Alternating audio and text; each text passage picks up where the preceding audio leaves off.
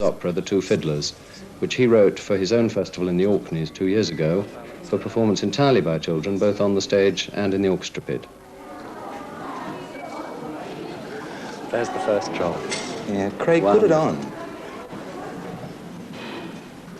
That's terrific. It's very good. 25 or more. I don't think, when I first came here, everyone said we'd have to change the wording because no one knew what trolls are. I'm sure it's not true, is it? No. Well, it's a worldwide thing. Yeah, because it's kind of like a myth. Yeah, it really is a myth, and it's kind of patronising to think that people must only know about their own country.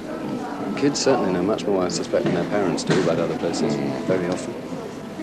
Stop the record player, I can't stand the silence.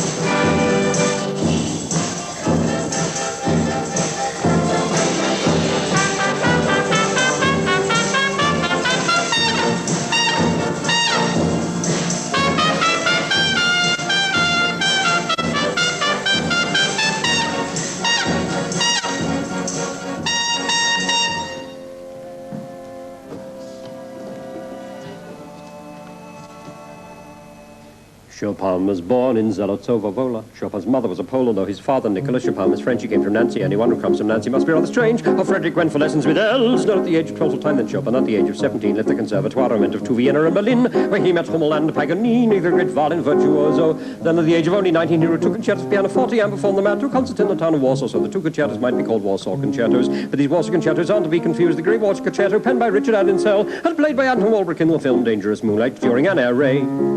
Then he left the family home, went to Breslau, Prague, Vienna, Dresden, Rome, and finished in Paris, winning fame for his individuality. His sophisticated sound was heard with joy by all the French underground. Every night he could be found underneath the bridges of Paris with Liszt and Berlioz and Moscheles and Cherubini, Aberhiller, Meyerbeer, Rossini. Everyone who lived in Paris thought Chopin was great, especially Madame Dudevant, who wrote romantic books under the name of George Sand. But you will notice is a man's name, and indeed was an odd creation. Women's liberation was a creed. She used to smoke cigars and would habitually wear trousers, collar tie and crew-cut hair. But Chopin's father came from Nancy. You'll recall that George was a sort of girl he fancied after all, and took her straight up to his room to find out who did what with what and how to whom. That lasted till the summer of 1847. Chopin and Sand had a quarrel, so he went off to England and stayed with Jane Stelling, his pupil, and played Edinburgh, Manchester, and Glasgow. But of this his circles were so Lord would minister under him in bed and hold his hand. But Chopin's constitution lost its resolution and gave up the struggle, so that in the autumn of the year 1849 he died in Paris, France, at the age of only 39. Poor thing.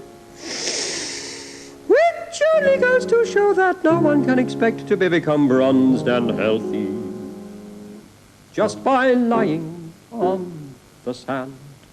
The State Youth Opera